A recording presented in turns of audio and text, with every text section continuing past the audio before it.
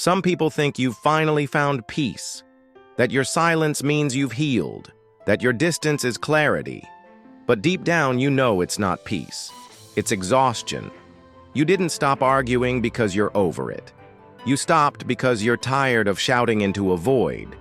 You've reached the kind of tired that doesn't sleep away, a fatigue that lives in your bones. You used to care. You used to fight back. You used to explain yourself.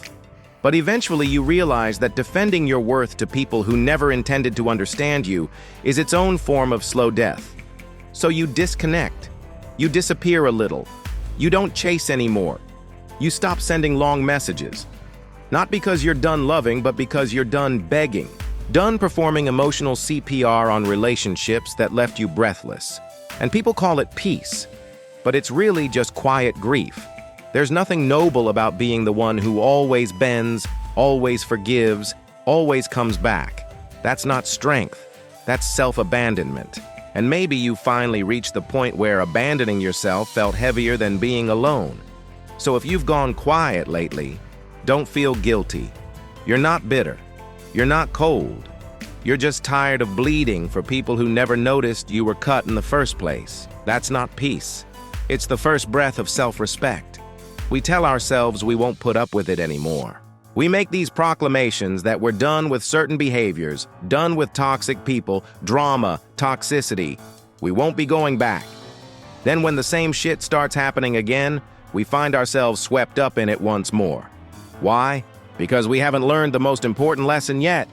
And the most important lesson is that it doesn't have to be a big dramatic thing. You are allowed to walk away from things that don't serve you.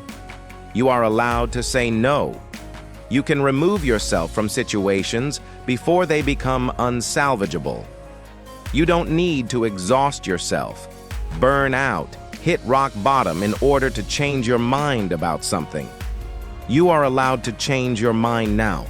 You see, when we get stuck in this loop of constantly having to prove ourselves, constantly having to show up and pour our hearts out in order to be loved, we teach people how to treat us.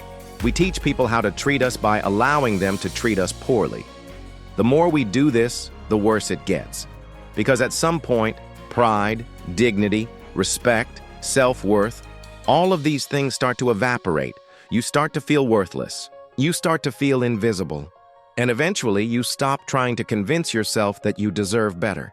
You stop trying to convince yourself that you're worthy of love, and that's how you get stuck. So yeah, it may look like you found peace. People might think you're healed. They might think that you're over it. But what they don't understand is that your silence is not peace. Your silence is exhaustion. Your distance is not clarity. Your distance is grief. What you're feeling right now is the quiet kind of grief. You're grieving the loss of who you once were. You're grieving the potential that will never be. You're grieving a future that no longer exists.